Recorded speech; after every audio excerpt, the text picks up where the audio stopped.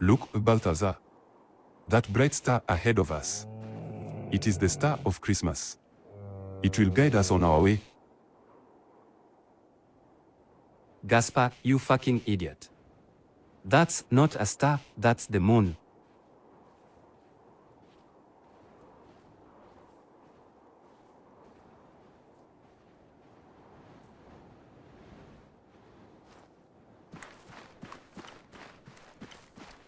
Guys, look. There's another star. It is surely the one that will help us find a hotel for the night. Yes, it seems to be getting bigger by the minute. It is surely the one. Thank the heavens, we are no longer lost.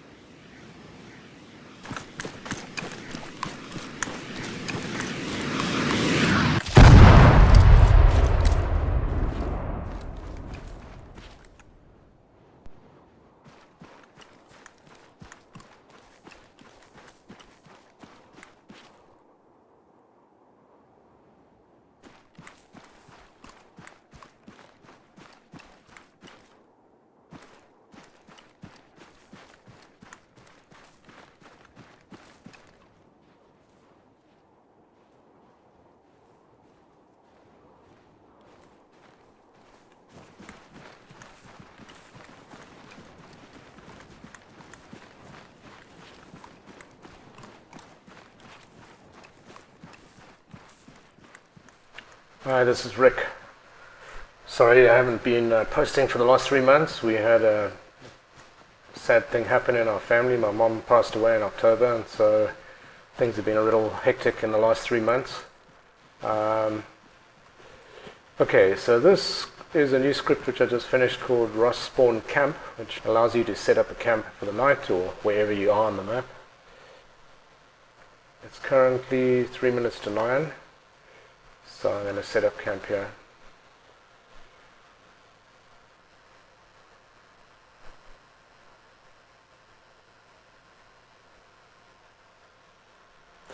Okay, so I'm going to advance time. On the laptop, which is spawned in, you have the ROS music player, which is a 3D player. Advance time by 4 hours and take down the camp, obviously. So I'm going to advance time.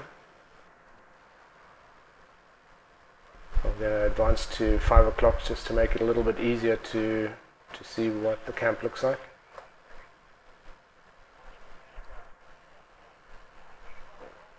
Two minutes to 5.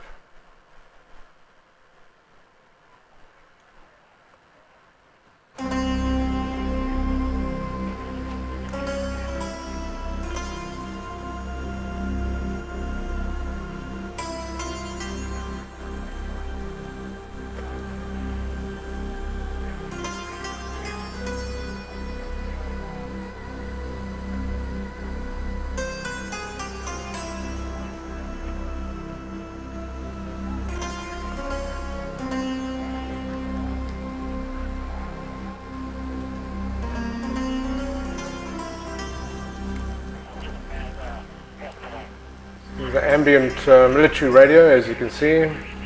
AI take up ambient positions around the base. Enemies come nearby, they immediately are released from their animations so that they can return to active duty. I'm going to switch this off. There's a virtual arsenal on the crate. These are configurable options like the jukebox, the virtual arsenal, and then you'll see there's a kind of ambient helicopter that's dropped in the background. That's for to create a point of reference and to just create some ambience. One of the cool things with this script is that it's script biased, but it basically rescales the camp based on the number of units that you have in your group. So for example, let me take the camp down and I'll show you how that works.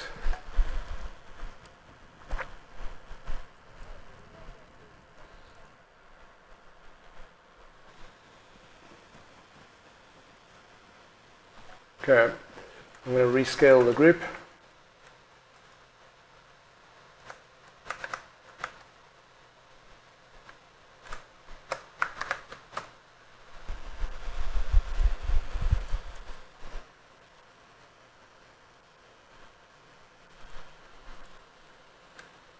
Okay, we've got 3 people left.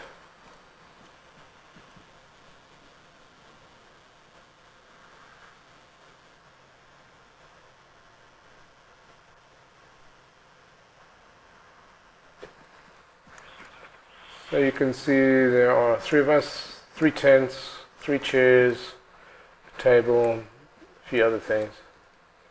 So if you have more than 10 AI in your group, then the balance of them will be positioned in sort of patrol mode, like this guy. They'll just stand around outside the peripheral edges of the camp. Up to 10, there are 10 specified animations or fixed positions for AI. As you saw on the previous one, that was, I think, 7 AI and myself.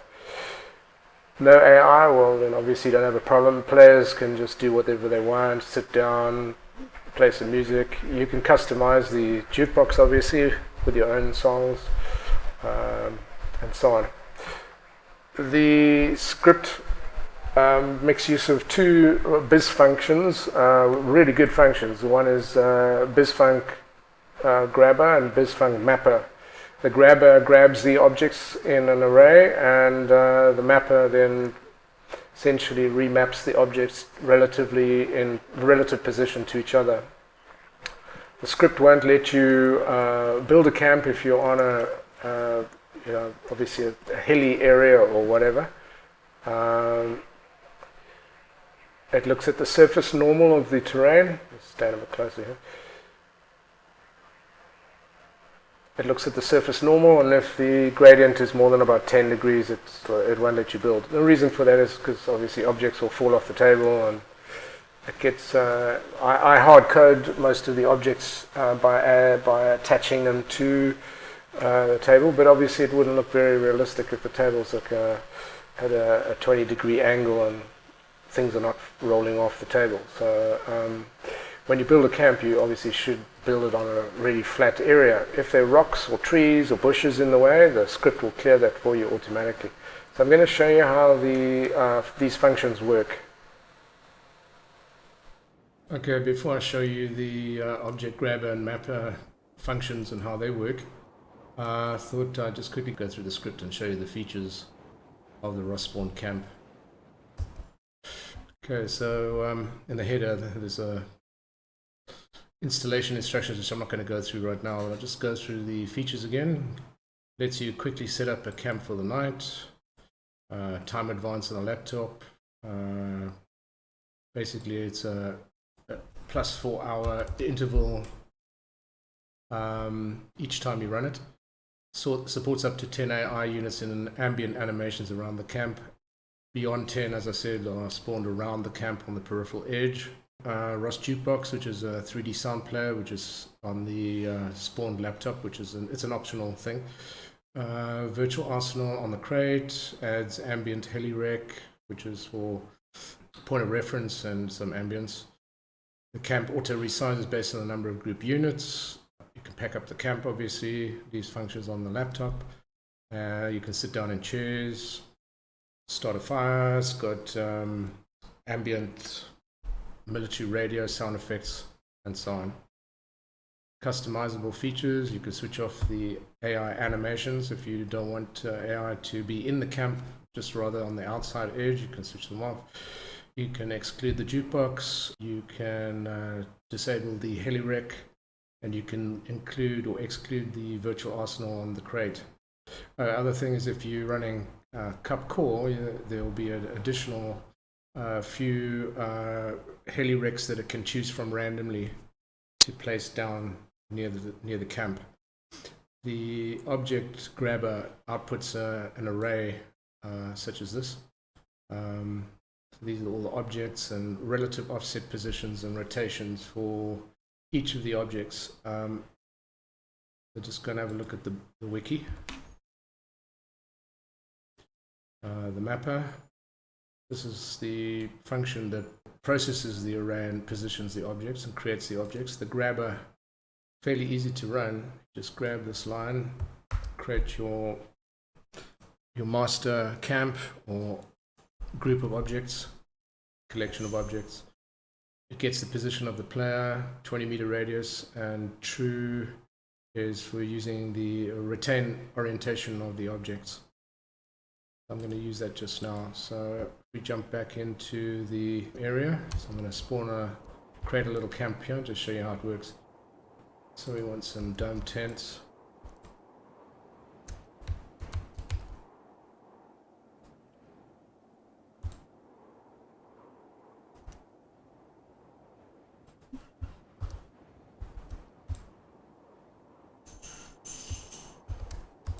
Very important when you sit down the master that you do it on a nice piece of flat terrain, otherwise you're going to have lots of problems with alignment of objects and so on. Put down the camping table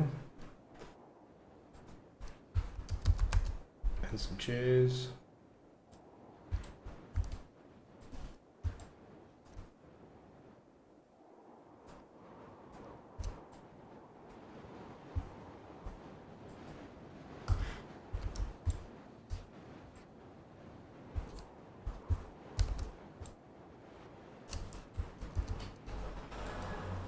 I'll stick a laptop on the table just for fun.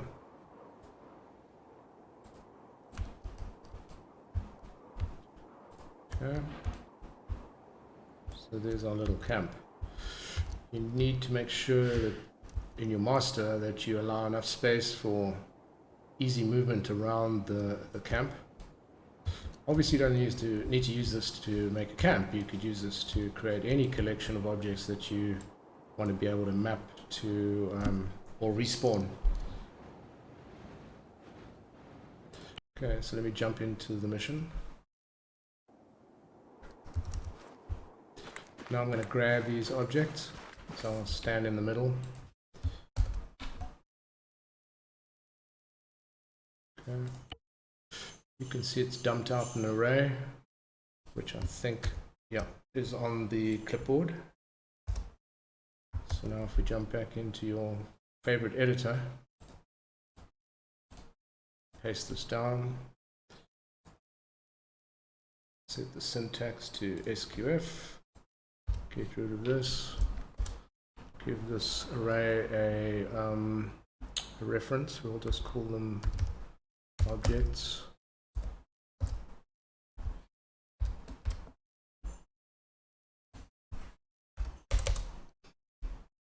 So you can see the output array is the class name of the object, the X, Y, and Z relative offset from the center position, the rotation of the object. You can give it a fixed variable or global variable, so you can refer to this object. So in this case, we're going to look for the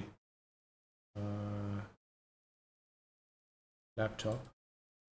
So I'll just call this laptop 1. Okay, and now we're gonna need the mapper, so let's just go get the mapper.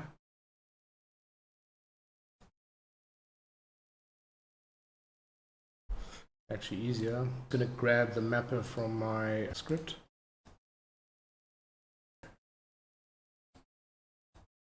One of the things that the script does, as I kind of mentioned, is that it will remove all the rocks and trees and bushes that are in front of you. It'll clear everything: rocks, buildings, fences, walls, trees, bushes, and so on. But since we don't have any of that to worry about right now, I'm going to exclude that.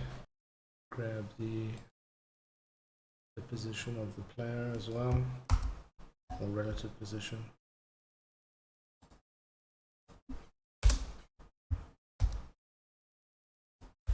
So in this case, the position that it will place down as a center position will be 6 meters in front of the player using model to world. So I'm going to take out these, and that's going to be objects. So it's going to pull this array into this function. It's going to use the position 6 meters in front of the player. It's going to use the direction of the player as well. If I grab all of this, jump back in here, paste that in here, and now we're going to spawn another camp. So as you can see, the laptop unfortunately is sitting on the floor, but since we had a reference to the laptop, we can fix that by adjusting the position.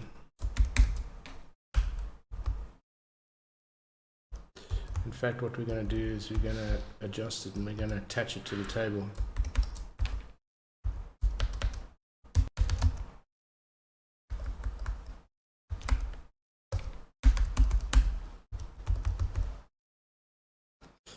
We need a reference to the table.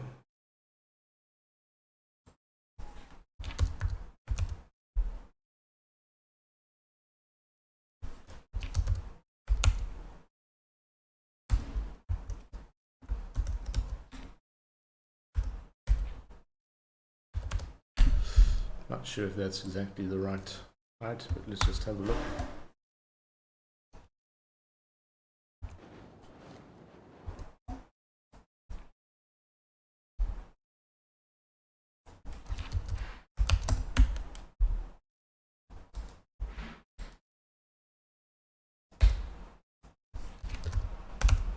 Okay, so I've labeled given the table a variable name. Let's get rid of all this. And the laptop should have, I think it was laptop, or was it laptop 1? Yeah, laptop 1. Okay, so we can now, laptop 1 attached to table. It's a little bit lower, probably 7, too high. 6.5 or 0.65, too low. Okay, so you can fix any problems like this, and generally attaching the object like looks like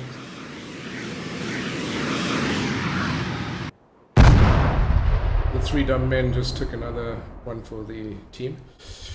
Okay, so using that, I would just dump that into the script. And then if I grab this again, then paste it in here, and make another camp. Now the laptop's on the table. So this is starting to look like a refugee camp, but you get the point. You can reference those objects from the array, but what is really important is that you get your master set up perfectly beforehand, because if you set these objects too close to each other, then you will have a big problem, because it's quite tricky to adjust the array, the relative offset array, to make it look realistic and so on. So obviously get it right the first time. So the next script that I'm going to be making is how to ride a camel, which subsequently turns out to be quite tricky. Luckily these camels only have one hump, which is useful. I think they're kind of more in fashion than the other ones are called dromedaries or something, with 2 humps. I'm not quite sure with a dromedary whether you sit between the humps, and if you do, can you actually see where you're going. But anyway, we don't have that problem with these camels, but the camels also have a relatively limited number of different animations, like left turn, right turn, stop, walk. I think there's a run, and there's a few death animations, as you probably seen. Extremely well modeled, and this Western Sahara CDLC is really excellent. And this map is also the Sefru Ramal, or whatever it's called, is a super nice map, just marginally too small in my opinion, but really fantastic. So if you like desert maps, definitely suggest you get the DLC. It's extremely reasonably priced, and there's some really nice missions in it, co-op missions as well as single player and so on. So thank you for watching. If you enjoyed this, please give me a like. It'll help me build the channel, and hopefully I will be posting more often from now on. So thanks for watching, and I'll see you next time. If you enjoyed this content and are new to this channel, make sure you click on the subscribe button and the bell next to it, so you can get notified when we release new content. As always, thanks for watching, and see you next time.